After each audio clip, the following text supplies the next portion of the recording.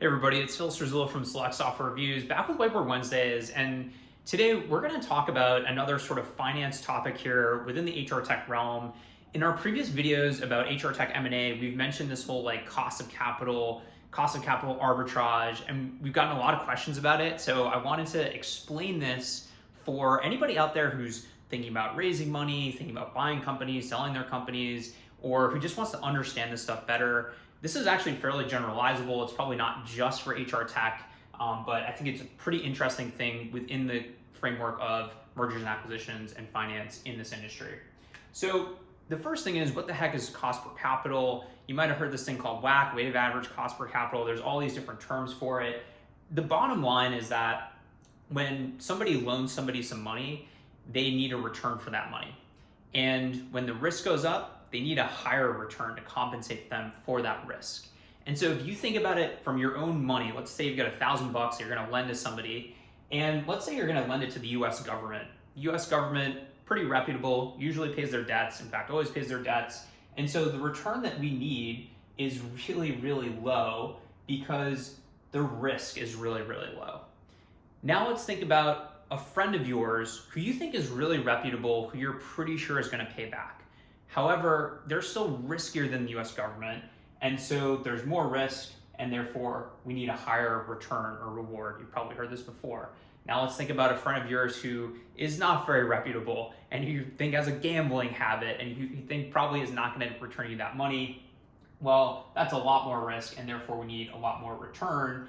And let's think of somebody who you meet off the street, who you're pretty sure is never going to pay you back. That's a crazy amount of risk, and as you can see, this is sort of exponential. You're probably going to need an exponential return to give them that sort of money. The same thing exists for companies. When a company wants to borrow money, if they have a really low risk, they have great customers, great revenue, recurring revenues, profitability, they can raise money at a really low price.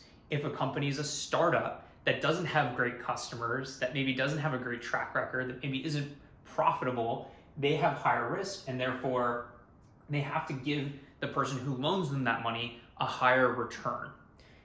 The money that they're getting could be in the form of debt, it could be in the form of equity. Either way, somebody's giving them money in the expectation of getting something back in the future.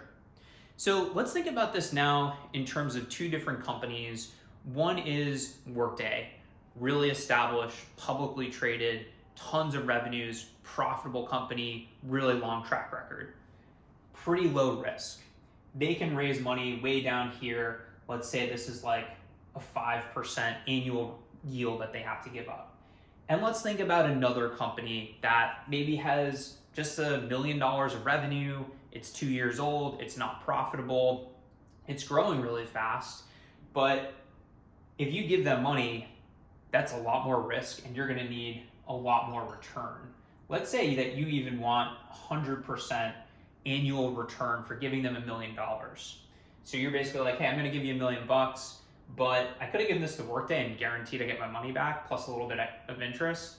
If I give it to you, there's a high probability you're gonna go bankrupt, and so if you don't, I need to get a couple times my money back when you give me that money in a couple years. This is the venture capital money model, right? They wanna make a 5x, 10x, 100x on your business, and therefore that's the required return. Now let's think about this in terms of an M&A perspective, Workday versus the startup. And let's say the startup, over time, they're sort of building their revenue base, and there's been some ups and downs, but for the most part, they're kind of straight and to the right, and they've gotten to $1 million of revenue. And Workday comes along and is like, hey, we might want to buy you guys. How about that? And why is Workday doing that? Because let's say this company's worth $10 million. Workday can go get that $10 million at a 5% interest rate, which equates to $500,000 per year in interest. And they can buy these guys, and they might say, hey, with us, with our brand, with our sales force, with our know-how, we can actually get you guys to a much higher revenue much faster. And so this $500,000 a year, we don't really care, because next year we're going to get you to 10 million, and the year after that we're going to get you to 20 million. And so there's a ton of value in it for us by giving up a very small amount of money. And if you guys want to get to 10 million, you're going to have to go ahead and raise $5 million at your 100% per year cost of capital. So every year you're going to have to give 5 million bucks back. And how do you do that? You don't have the cash, you got to give it in equity. So you have to give up a huge chunk of your company so that down the road, let's say 3 years down the road, you've got to sell for 50 million bucks so that your investors get their $15 million return. And so you've given up all this equity versus the small amount of money that we'd have to give up in order to get to the same exact place. So there's a lot of value creation in Workday buying the company.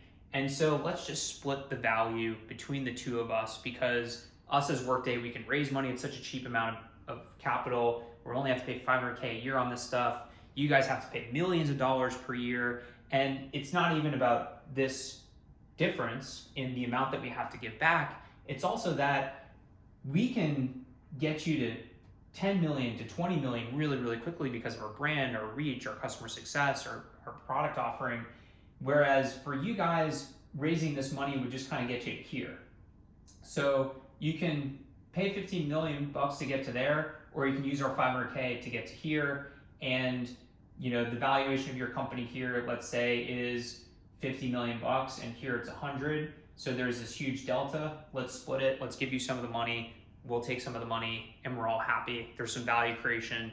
The pie gets bigger, and we can kind of split it.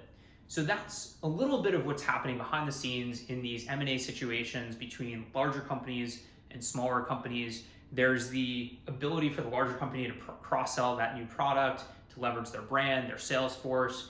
There's also this cost per capital arbitrage where the big company can take their big balance sheet that they pay almost nothing to have, and they can use it to fund the growth of a company that otherwise would have to raise money at extremely high cost of capital because they're so risky, and therefore they're able to share in this value, and that's what creates the acquisition rationale. Phil Struzzillo from Select Software Reviews, getting a little finance heavy here, but I think this is interesting if you truly want to understand the HR tech landscape. Any questions, shoot me an email. Thanks for listening.